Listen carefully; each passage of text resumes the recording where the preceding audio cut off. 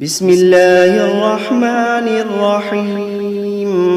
الرحمن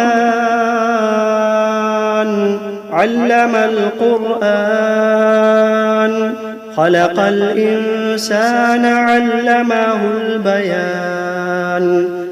الشمس والقمر بحسبان، والنجم والشجر يسجدان.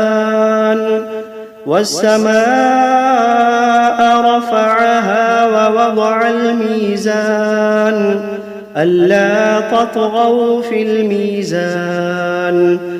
وأقيموا الوزن بالقسط ولا تخسروا الميزان. والأرض وضعها للأنام، فيها فاكهة والنخل ذات الأكمام، والحب ذو العصف والريحان. فبأي آلاء ربكما تكذبان؟ خلق الإنسان من صلصال كالفخار، وخلق الجان من مارج من نار. فبأي آلاء ربكما تكذبان؟ رب المشرقين ورب المغربين. فبأي آلاء ربكما تكذبان؟ مرج البحرين يلتقيان، بينهما برزخ لا يبغيان. فبأي آلاء ربكما تكذبان؟ يخرج منهما اللؤلؤ والمرجان. فبأي آلاء ربكما تكذبان؟ وله الجوار المنشآت في البحر كالأعلام. فبأي آلاء ربكما تكذبان؟ كل من عليها فان، ويبقى وجه ربك ذو الجلال والإكرام. فبأي آلاء ربكما تكذبان؟ يسأله من في السماوات والأرض كل يوم هو في شأن. فبأي آلاء ربكما تكذبان؟ سنفرغ لكم أيها الثقلان. فبأي آلاء ربكما تكذبان؟ يا معشر الجن والإنس إن استطعتم أن تنفذوا من أقطار السماوات والأرض فانفذوا، لا تنفذون إلا بسلطان. فبأي آلاء ربكما تكذبان؟ يرسل عليكما شواظ من نار ونحاس فلا تنتصران. فبأي آلاء ربكما تكذبان؟ فإذا انشقت السماء فكانت وردة كالدهان. فبأي آلاء ربكما تكذبان؟ فيومئذ لا يسأل عن ذنبه إنس ولا جان. فبأي آلاء ربكما تكذبان؟ يعرف المجرمون بسيماهم فيؤخذ بالنواصي والأقدام. فبأي آلاء ربكما تكذبان؟ هذه جهنم التي يكذب بها المجرمون يطوفون بينها وبين حميم آن فبأي آلاء ربكما تكذبان ولمن خاف مقام ربه جنتان فبأي آلاء ربكما تكذبان ذواتا أفنان فبأي آلاء ربكما تكذبان فيهما عينان تجريان فبأي آلاء ربكما تكذبان فيهما من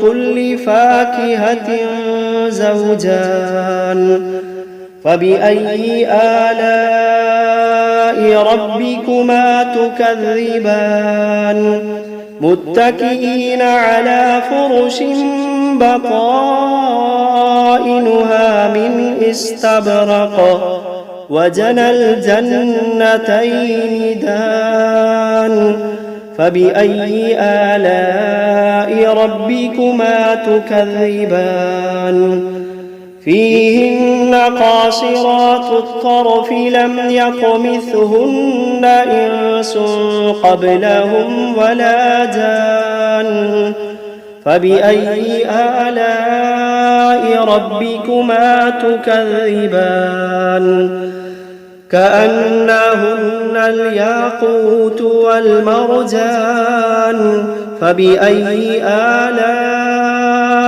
ربكما تكذبان هل جزاء الإحسان إلا الإحسان فبأي آلاء ربكما تكذبان ومن دونهما جنتان فبأي آلاء ربكما تكذبان مدهامتان فبأي آلاء ربكما تكذبان فيهما عينان نضاختان فبأي آلاء ربكما تكذبان فيهما فاكهة ونخل ورمان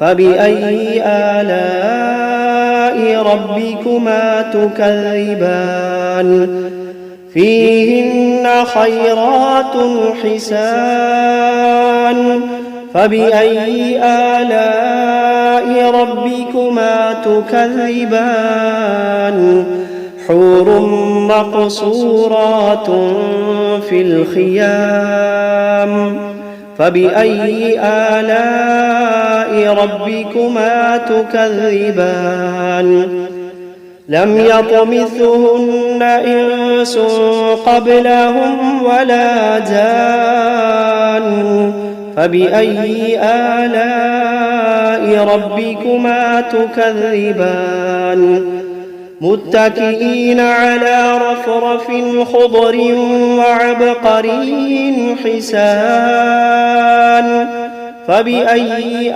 آلاء ربكما تكذبان تبارك اسم ربك ذي الجلال والإكرام بسم الله الرحمن الرحيم تبارك الذي بيده الملك وهو على كل شيء قدير الذي خلق الموت والحياة ليبلوكم أيكم أحسن عملا وهو العزيز الغفور الذي خلق 7 سماوات طباقا ما ترى في خلق الرحمن من تفاوت فارجع البصر هل ترى من فطور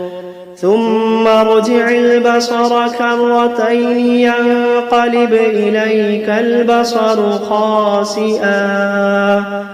خاسئا وهو حسير ولقد زينا السماء الدنيا بمصابيح وجعلناها رجوما للشياطين وأعتدنا لهم عذاب السعير وللذين كفروا بربهم عذاب جهنم وبئس المصير إذا ألقوا فيها سمعوا لها شهيقا وهي تفور تكاد تميز من الغيظ كلما ألقي فيها فوج سألهم خزنتها ألم يأتكم نذير قالوا بلى قد جاءنا نذير فكذبنا وقلنا ما نزل الله من شيء إن أنتم إلا في ضلال كبير وقالوا لو كنا نسمع أو نعقل ما كنا في أصحاب السعير فاعترفوا بذنبهم فسحقا لأصحاب السعير إن الذين يخشون ربهم بالغيب لهم مغفرة وأجر كبير وأسروا قولكم أو اجهروا به إنه عليم بذات الصدور ألا يعلم من خلق وهو اللطيف الخبير ألا يعلم من خلق وهو اللطيف الخبير هو الذي جعل لكم الأرض ذلولا فامشوا في مناكبها وكلوا من رزقه وإليه النشور أأمنتم من في السماء أن يخسف بكم الأرض فإذا هي تمور أم أمنتم من في السماء أن يرسل عليكم حاصبا فستعلمون كيف نذير ولقد كذب الذين من قبلهم فكيف كان نكير أولم يروا إلى الطير فوقهم صافات ويقبضن ما يمسكوهن إلا الرحمن إنه بكل شيء بصير أمن هذا الذي هو جند لكم ينصركم من دون الرحمن إن الكافرون إلا في غرور أمن هذا الذي يرزقكم إن أمسك رزقه بل لجوا في عتو ونفور أفمن يمشي مكبا على وجهه أهدى أمن يمشي سويا على صراط مستقيم قل هو الذي أنشأكم وجعل لكم السمع والأبصار والأفئدة قليلا ما تشكرون قل هو الذي ذرأكم في الأرض وإليه تحشرون ويقولون متى هذا الوعد إن كنتم صادقين قل إنما العلم عند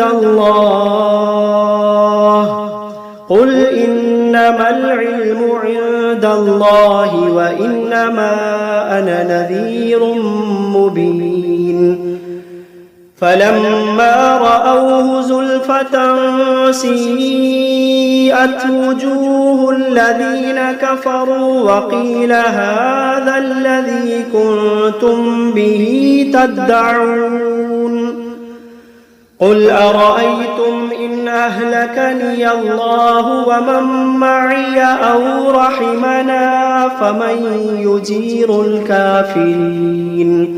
فمن يجير الكافرين من عذاب أليم قل هو الرحمن آمنا به وعليه توكلنا فستعلمون من هو في ضلال مبين قل أرأيتم إن أصبح ماؤكم غورا فمن يأتيكم بماء معين بسم الله الرحمن الرحيم قل أوحي إلي أنه استمع نفر من الجن فقالوا إنا سمعنا قرآنا عجبا يهدي إلى الرشد فآمنا به ولن نشرك بربنا أحدا وأنه تعالى جد ربنا ما اتخذ صاحبة ولا ولدا وأنه كان يقول سفيهنا على الله شططا وأنا ظننا أن لن تقول الإنس والجن على الله كذبا وأنه كان رجال من الإنس يعوذون برجال من الجن فزادوهم رهقا وأنهم ظنوا كما ظننتم أن لن يبعث الله أحدا وأنا لمسنا السماء فوجدناها ملئت حرسا شديدا وشهبا وأنا كنا نقعد منها مقاعد للسمع فمن يستمع الآن يجد له شهابا رصدا وأنا لا ندري أشر أريد بمن في الأرض أم أراد بهم ربهم رشدا وأنا منا الصالحون ومنا دون ذلك كنا طرائق قددا وأنا ظننا أن لن نعجز الله في الأرض ولن نعجزه هربا وأنا لما سمعنا الهدى آمنا به فمن يؤمن بربه فلا يخاف بخسا ولا رهقا وأنا منا المسلمون ومنا القاسطون فمن أسلم فأولئك تحروا رشدا وأما القاسطون فكانوا لجهنم حطبا وأن لو استقاموا على الطريقة لأسقيناهم ماء غدقا لنفتنهم فيه ومن يعرض عن ذكر ربه يسلكه عذابا صعدا وأن المساجد لله فلا تدعوا مع الله أحدا وأنه لما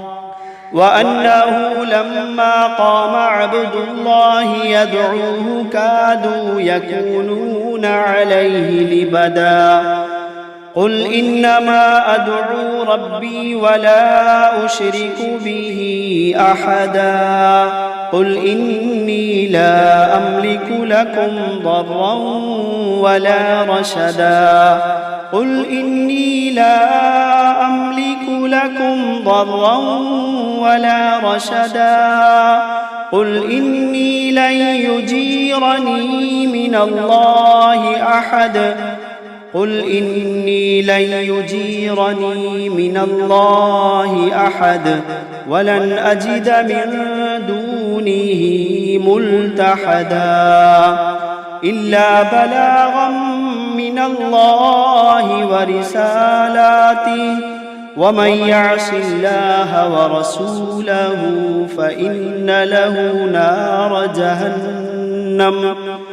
ومن يعص الله ورسوله فإن له نار جهنم خالدين فيها أبدا حتى إذا رأوا ما يوعدون فسيعلمون من أضعف ناصرا وأقل عددا قل إن أدري أقريب ما توعدون أم يجعل له ربي أمدا عالم الغيب فلا يظهر على غيبه أحدا إلا من ارتضى من رسول فإنه يسلك من بين يديه ومن خلفه رصدا ليعلم أن قد أبلغوا رسالات ربهم وأحاط بما لديهم وأحصى كل شيء عددا.